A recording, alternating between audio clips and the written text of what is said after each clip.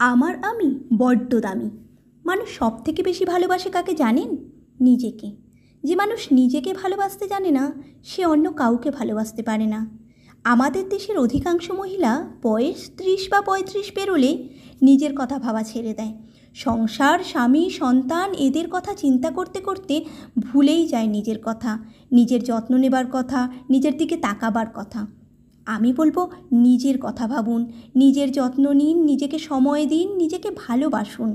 কারণ আমরা নিজেরা ভালো থাকলে তবেই তো আমাদের পরিবার ভালো থাকবে।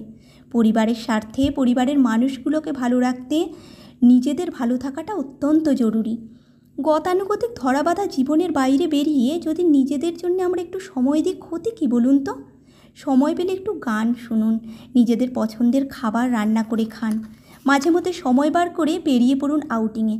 দেখবেন ভালো থাকবেন, একটা পজিটিভ এনার্জি পাবেন। আর তা না হলে এমন একটা সময় আসবে যখন সবার কথা ভাবতে ভাবতে কবে যে দিন ফুরিয়ে যাবে নিজেরাও বুঝতে পারবেন না। তাই সময় থাকতে সময় দিন, কারণ আমার আমি বড্ড দামি।